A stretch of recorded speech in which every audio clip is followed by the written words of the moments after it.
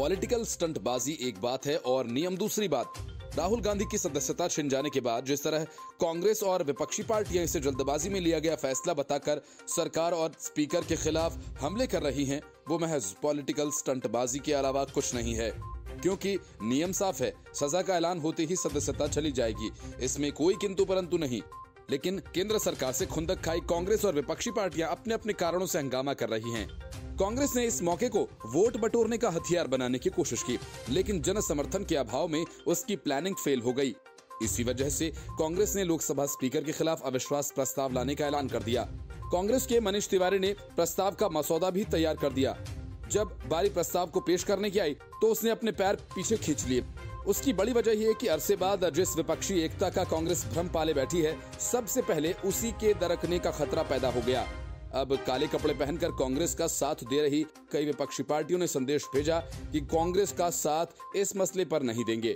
पत्रकारों की हवा निकालने की बात करने वाले राहुल गांधी और कांग्रेस की हवा पहले ही विपक्ष ने निकाल दी।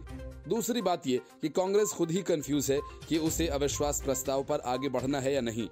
अविश्वास प्रस्ताव लाने के लिए सदन के कम से कम 50 सदस्यों का समर्थन होना जरूरी है। प्रस्ताव कम से कम 14 दिन पहले सूचना देने के बाद ही पेश किया जा सकता है। इसके लिए जरूरी है कि जब प्रस्ताव लाया जा रहा है तब लोकसभा की कार्यवाही चल रही हो। अविश्वास प्रस्ताव पेश होने के बाद लोकसभा स्पीकर की कार्यवाही के दौरान मौजूद तो रह सकता है, लेकिन इसका संचालन नहीं कर सकता। चूंकि संसद का बजट सत्र एक सप्ताह में समाप्त होने वाला है, ऐसे में बहुत मुश्किल है कि कांग्रेस पार्टी स्पीकर के खिलाफ प्रस्ताव लाएगी।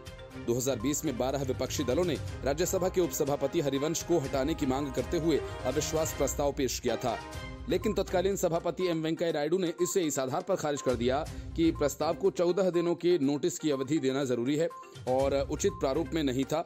इससे पहले स्पीकर को हटाने की मांग करने वाले प्रस्तावों को कम से कम 3 बार लाया गया।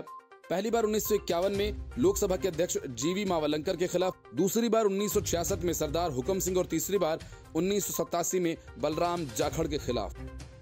Bureau report, news of India.